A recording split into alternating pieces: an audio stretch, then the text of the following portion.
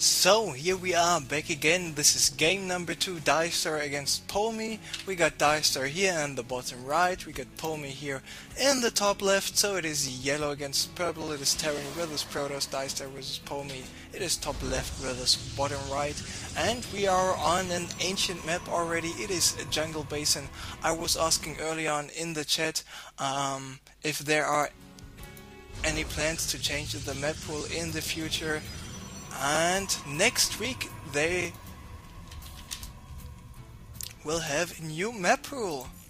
So I'm really looking forward to this. Will they be adding IC Cup maps? Will they be adding GSL maps of any kind to the current map pool? So I'm really looking forward to that. So let me put up the scoreboard once again. We saw a DieStar in this last game on Scrap Station doing a good job.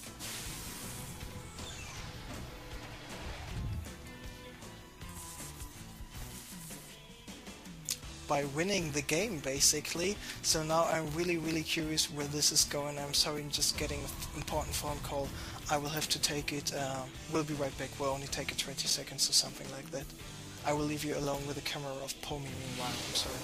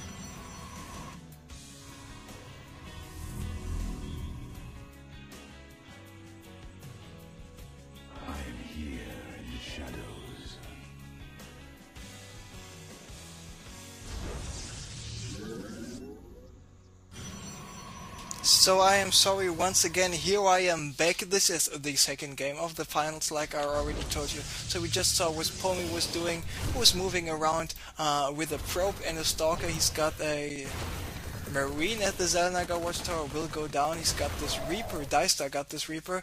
So trying to move in here, this Reaper will be able to get in the base of Pomi, but Pomi's got a sentry waiting. Sentry will not do too much damage to those, so DieStar can check out what's going on. Will he see the third gateway? Nice try by Pomi to go for a surround here, and now he's still walking behind the mineral line, and he just spotted the gateway. The Reaper just spotted the gateway before he went down. Meanwhile, DieStar going for the fast expansion after one barracks, then followed up with this barracks, and this should be the third. Tech lab here on the first one, reactor on the second one, and we got this bunker here on top of the ramp.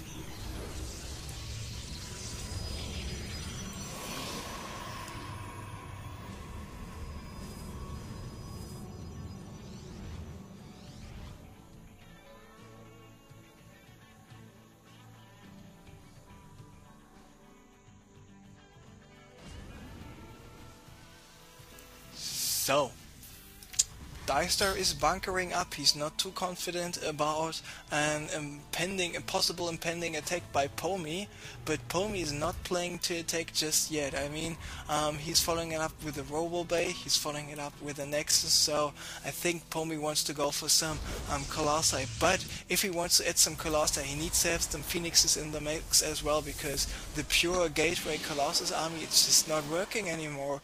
You need to have some Phoenixes, Night End styles, so to say, in the mix, because Night End used the Phoenixes in PvT like in October, which is 5 or 6 months ago already. So he was one of the first players using the Phoenix, at least on the European service. I'm not too familiar with the American scene that long ago. I can talk a little bit about the Korean or the European, but not about the US service there. But like I said, Night End was one of the first players. I'm not saying he was the first, but one of the first players.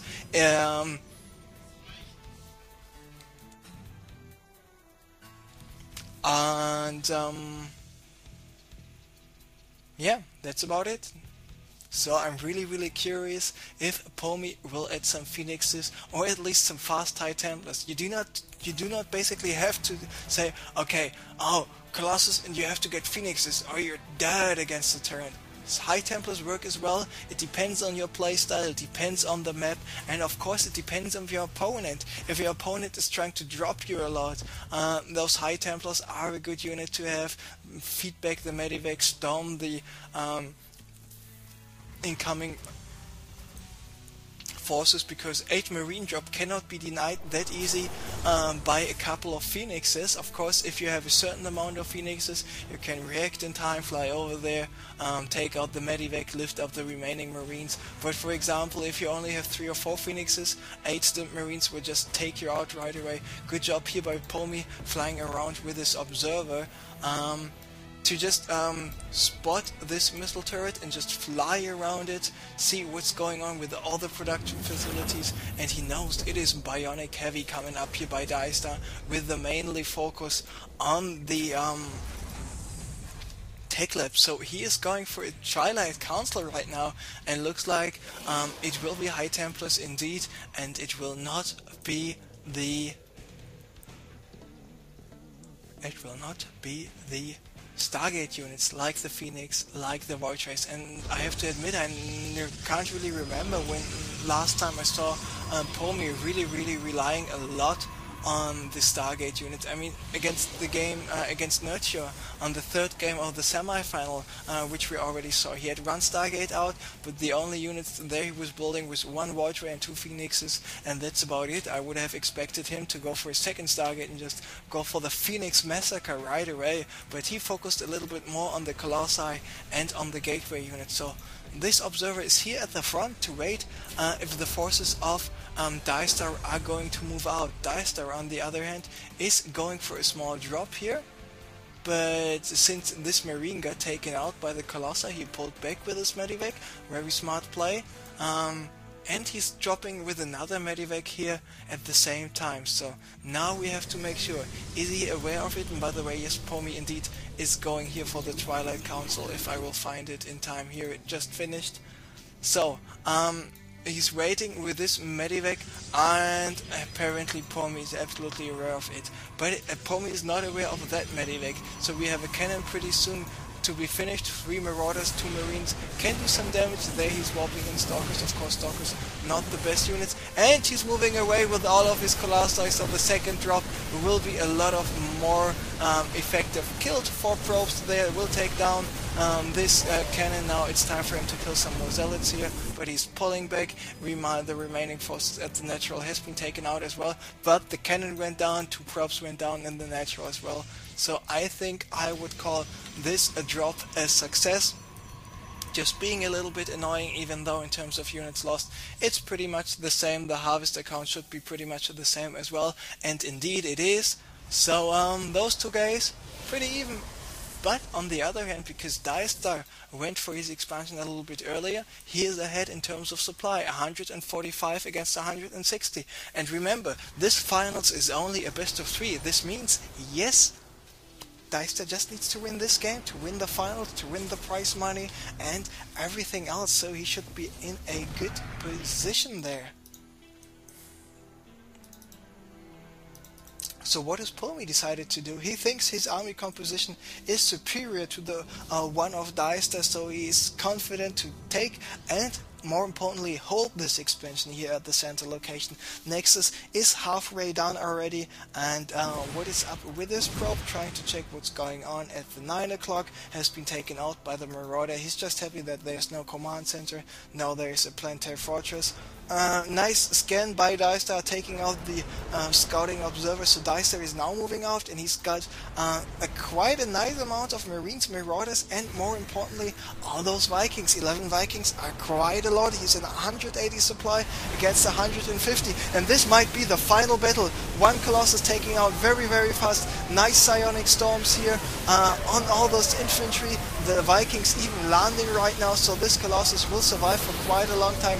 Nice force fields placed Pomi playing very cost effective. What is he warping in right now? It is a couple of more Zealots. Zealots do not have the charge, so all those Stimp Marauders will be able to kite them for quite a while. The charge for the Zealots unfortunately will only be finished in the next 5 seconds, so he has to wait, he has to pull back, but those 10 Marauders are still enough to take out all of the forces.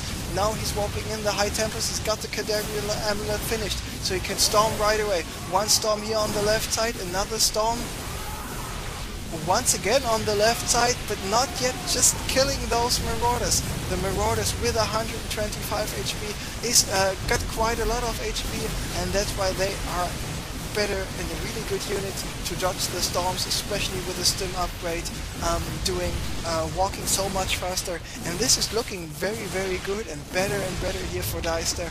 DieStar at 125 HP, all HP. What am I talking about? Supply.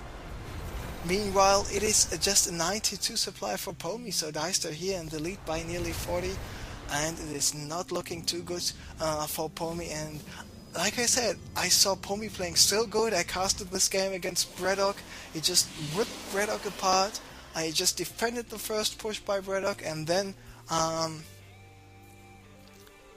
he was in a good position. I mean, he had his Colossi, he had the High Templar out as well, but this was still not enough for him, and especially considering that Terran players, a lot of Terran players say they do not like to play against Protoss player on this map because of those small choke areas where the Colossi and the Psionic Storms are even more effective than on the raw open field like here, for example. And actually, this is really interesting. Get this. Blizzard said that this map was only Terran favorite at all. And that was the reason why they removed it from the ladder pool. Just saying. So Pomi is going for the long distance mining. He wants to go for a sneak attack here on the left, having this pylon on the left as well. There are the Zealots charging in. We see one storm, two storm. Do we see a third storm? Yes, we do.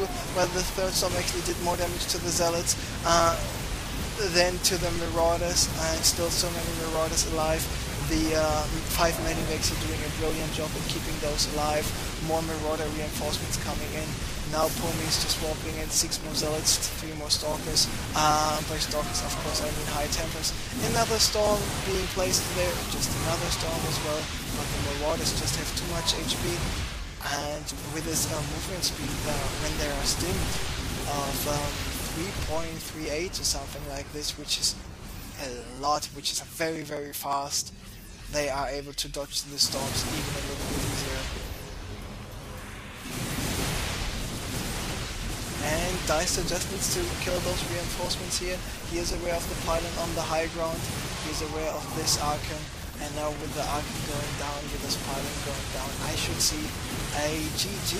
And indeed it will be a GG. So congratulations to DieStar, who was able to win the first game on Scrap Station, who was able to win the second game here on Jungle Basin. And because of the fact that this is a best of 3, DieStar won not only this game, he did not only won the finals and the series, he won the whole tournament, he won the prize money. So congratulations to him, and he really played well, so he absolutely deserved this.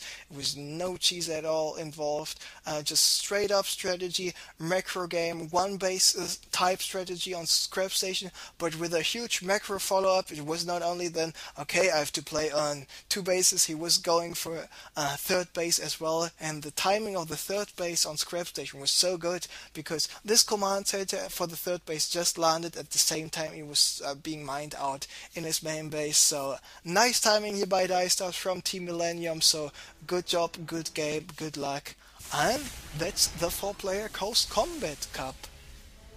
Special Andre, kicking mad rhyme skills.